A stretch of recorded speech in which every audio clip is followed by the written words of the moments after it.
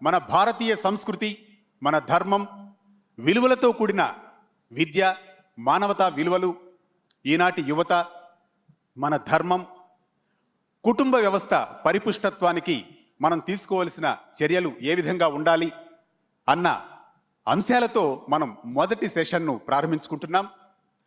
ఈరోజు అంతర్జాతీయ కుటుంబ దినోత్సవం కూడా నిర్వహించుకుంటూ ఉన్నాం. ఈ దశలో మన మొదటి సెషన్లో భాగంగా ప్రస్తుతం మనతో పాటు ఉన్నారు విశ్వ హిందూ పరిషత్ భాగ్యనగర క్షేత్ర కార్యదర్శి, తెలంగాణ ఆంధ్రప్రదేశ్ విభాగం కార్యదర్శి శ్రీ తనికెళ్ల సత్య రవికుమార్ గారు, అలాగే ఆర్ఎస్ఎస్ తెలంగాణ ప్రాంత కార్యదర్శి సభ్యులు అన్నదాను సుబ్రహ్మణ్యం గారు, ఇక ఆర్ఎస్ఎస్ దక్షిణ మధ్య క్షేత్ర ప్రెసిడెంట్ డాక్టర్ చామర్తి ఉమామహేశ్వరరావు గారు, ఐఏఎస్ రిటైర్డ్, వీరంతా మన ముందు ఆసీనులై ఉన్నారు. మరి సెషన్ను ప్రారంభిద్దాం. ఏ దేశమైనా అభివృద్ధి సాధించాలి అంటే యువత, విద్యార్థులు కీలకమైన భాగం. ఈ నేపథ్యంలో ప్రస్తుతం అది రాష్ట్రమైనా దేశమైనా ఏదైనా కావచ్చు, ధర్మం అనేది మూలస్తంభంగా మనలో ఉంటేనే ఆ దేశాభివృద్ధి కానీ జరుగుతుంది. ఈ నేపథ్యంలో మనం మొదటి ప్రశ్నగా తెలంగాణ ఆంధ్రప్రదేశ్ విభాగం కార్యదర్శి శ్రీ తనికెళ్ల సత్య రవికుమార్ గారిని ఒక ప్రశ్న సంధిస్తాం. సార్, మీరు చెప్పండి, ఈ రోజున కొన్ని వార్తల్లో సోషల్ మీడియాలో మనం చూస్తూనే ఉన్నాం, యువత ముఖ్యంగా విద్యార్థులు విపరీత ధోరణులతో మనం రకరకాల వార్తలు వినాల్సి వస్తోంది. సామాజికంగా ఇది కొంతవరకు ఇబ్బందికి గురి చేసే అవకాశం ఉంది. ఈ నేపథ్యంలో ధర్మ ప్రచారం మనం తెలంగాణ అభివృద్ధికి ఏ విధంగా అవి దోహదపడతాయి? మీ యొక్క అమూల్యమైన సలహాలు, సూచనలు ఇవ్వవలసిందిగా కోరుతున్నాం. జై శ్రీరామ్. యువత తెలంగాణకే కాదు, యావత్ భారతదేశానికి సంపద. భవిష్యత్తు భారత్ని ముందుకు నడిపించవలసినటువంటి బాధ్యులు. రెండవది, మన తెలంగాణ అభివృద్ధికి ధర్మం ఏ విధంగా ఉపయోగపడుతుంది అనేది మన పెద్దలు స్పష్టంగా చెప్పారు. ధర్మాన్ని ఆచరిస్తే సమాజం గౌరవప్రదంగా నైతికతతో జీవిస్తుంది. ఏ దేశానికైనా ఆ దేశాన్ని ప్రేమించేటటువంటి ప్రజలు ఎంత అవసరమో, సంస్కారవంతమైన నైతిక జీవనం కలిగిన ప్రజలు కూడా అంతే ఆ దేశానికి అవసరం. అది ఆ దేశానికి గౌరవం కూడా, అభివృద్ధితో పాటు. ధర్మం అనేది మన జీవితంలో ఒక భాగం. ధర్మవిహీన పశువిహి సమాన అన్నారు. ధర్మాన్ని విడిచిపెడితే మనిషి పశువులా తయారవుతాడు అని.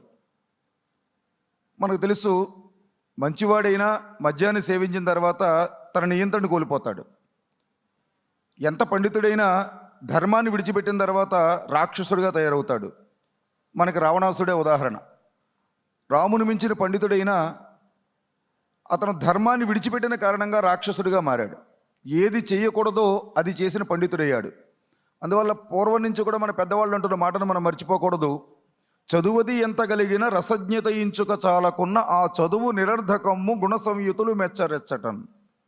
కాబట్టి చదువు అనేది సంస్కారాన్ని ఇచ్చేదిగా ఉండాలి. సంస్కారం లేనప్పుడు ఆ చదువుకి శోభ కలగదు. ఇటువంటి సంస్కారవంతమైన యువత తెలంగాణలో పెరిగిన రోజున ఇది తెలంగాణ అభివృద్ధికి, తెలంగాణ గౌరవానికి కూడా ప్రతీకగా నిలుస్తుంది. ఇవాళ కుటుంబాలు, ఇందాక మీరు అన్నారు కుటుంబ వ్యవస్థ గురించి. భారతీయ కుటుంబ వ్యవస్థ ప్రపంచంలోనే ఒక అద్భుతమైన కుటుంబ వ్యవస్థ. ఇక్కడ తొలిబడి తల్లి నుంచి ప్రారంభించే కుటుంబ వ్యవస్థ. కుటుంబంలో ఉన్న పెద్దలంతా కూడా తన భావి సంతానాన్ని తీర్చిదిద్దడంలో భాగస్వాములు అయి ఉంటారు. ఉమ్మడి కుటుంబాలు, పెద్ద కుటుంబాలు ఉండేవి. ఇప్పుడు రకరకాలైనటువంటి కాల అనుగుణంగా వచ్చిన మార్పుల కారణంగా కుటుంబాలు చిన్నవి కావచ్చు. వాస్తవానికి కుటుంబ వ్యవస్థలో పెద్దలు చిన్నతనం నుంచి సంస్కారాన్ని పిల్లలకు అందించేవారు. మాతృదేవో భవ, పితృదేవో భవ, ఆచార్య దేవో భవ, అతిథి దేవో భవ అంటూ ఏది చేయాలో చిన్నతనంలోనే నిర్దేశం చేసేవారు. దీనికి తల్లి, తండ్రి, తాత, బామ్మ, అమ్మమ్మ, మేనమామలు, పెదనాన్నలు అందరి భాగస్వామ్యం ఉండేది. అందరి మీద పరిశీలన ఉండేది. అందరి ఉన్నతికి అందరూ భాగస్వాములు అయ్యేవారు.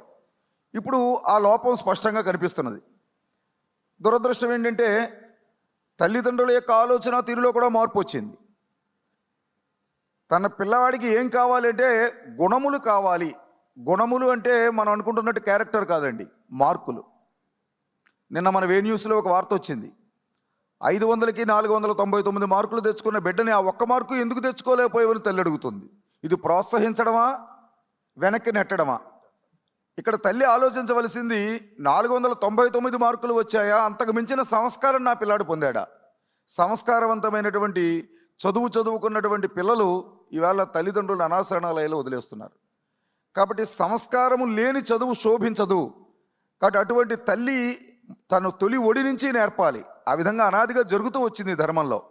ప్రపంచంలో ఈ దేశ జీవన విధానం ప్రపంచంలో ఎక్కడా చూడం మనం. అటువంటి చిన్నతనం నుంచి అతిథి భావన, తల్లిదండ్రులు గౌరవించడము, దైవభక్తి కలిగి ఉండడము, పెద్దలు చెప్పినటువంటి నీతులు ఏవైతే ఉన్నాయో, సూక్తులు ఏవైతే ఉన్నాయో, ఆచరణ విధానం ఏమైనా పిల్లలకు అందించడము, ఇది జరుగుతూ వచ్చేది. అయితే గతానికి ఇప్పటికీ తేడా ఏమిటని చెప్పంటే, ఈ ధర్మాన్ని ఆచరింపజేయడము, ప్రచారము చేయడము, పరిరక్షించడంలో 4 ప్రధానమైన స్తంభాలు ఉండేవి మన జీవన విధానంలో. అది 1 అర్చకుడు, 2 పురోహితుడు, 3 ఆచార్యుడు, 4 ధర్మాచార్యుడు. వీళ్ళ నలుగురు సంస్కారం నిరంతరం అందిస్తూ ఉండేవారు. ఇప్పుడు ఈ 4 స్తంభాలు కుంటుపడ్డాయి. కారణం ఏంటంటే దురదృష్టం చెప్పవలసి వస్తుంది. ఈ వేదిక మించి ధర్మ నిరపేక్ష ప్రభుత్వాలు నడుస్తున్నాయి. అంటే ధర్మము అంటే మతం కాదు, సత్యము పలుకుము, ఇది ధర్మం. ఇది ఏ మతమైనా, ఏ కులమైనా, ఏ ప్రాంతమైనా సత్యం పలకాలి అన్నది ధర్మం. అహింస పరమో ధర్మ, హింస చేయకు, అందరి మంచిని కాంక్షించు, ఇది ధర్మం. తోటివాడికి సేవ చేయి, సేవాహి పరమో ధర్మ. ఇవన్నీ కూడా మనం ఆచరించవలసిన జీవన విధానాలు. ఈ విధానాలని ధర్మంగా చూడాలి. వీటిని మనం దురదృష్టవశాత్తు ఒక మతం, ఇక్కడ వేల లక్షల సంవత్సరాల నుంచి ఉన్నటువంటి ఒక జీవన విధానం కాబట్టి హిందూ ధర్మం చెప్పింది ఇవన్నీ. హిందూ ధర్మం చెప్పింది కాబట్టి, హిందూ ధర్మం కుడి చేత్తో భోజనం చేయమంది కాబట్టి నేను ఎడం చేత్తో చేస్తాను అన్నట్టు, ధర్మాన్ని ఆచరించండి అని ధర్మో రక్షిత రక్షత అని హిందుత్వం చెబుతోంది కాబట్టి ధర్మ నిరపేక్ష ప్రభుత్వాలను మేము నడుపుతాము. అంటే ధర్మం లేని ప్రభుత్వాలు నడిపితే వచ్చే సమస్య ఏమిటి, ఫలితం ఏంటంటే ఇప్పుడు మనం చూస్తున్నది. ఈవేళ అనేక రకాలైనటువంటి చదువుకున్న పెద్దవాళ్లే బాంబులు తయారు చేస్తున్నారు.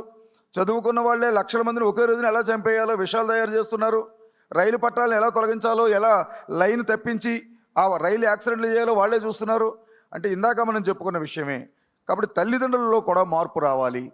తల్లిదండ్రులు తన పిల్లాడికి మార్కులు ఎన్ని వచ్చాయన్న దాంతో పాటుగా సంస్కారం ఎంత పొందాడు అన్నది కూడా అలవర్చుకోవాలి. ఆ పని లీలావతి చేసింది కాబట్టి ప్రహ్లాదుడు వచ్చాడు. ఆ పని జిజియామాత చేసింది కాబట్టి ఛత్రపతి శివాజీ వచ్చాడు. ఆ పని భువనేశ్వరీదేవి చేసింది కాబట్టి వివేకానందుడు వచ్చాడు. ఆ పని మనం చేయకపోతే మన పరిస్థితి ఏమిటి అంటే, గాంధారి ఆ పని చేయలేదు కాబట్టి దుర్యోధనుడు వచ్చాడు. ఆ పని రావణాసుడు తల్లి చేయలేదు కాబట్టి రావణాసుడు వచ్చాడు.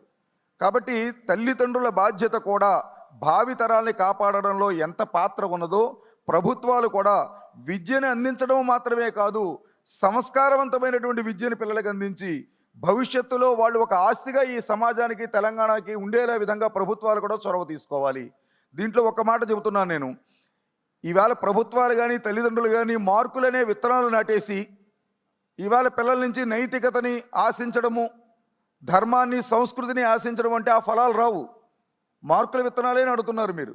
కాబట్టి చిన్నతనం నుంచి సంస్కార విత్తనాలు కూడా పిల్లలకి నాటకపోతే, ఈ చదువు సంస్కారాన్ని అందించకపోతే సమాజం ప్రమాదంలో పడుతుంది.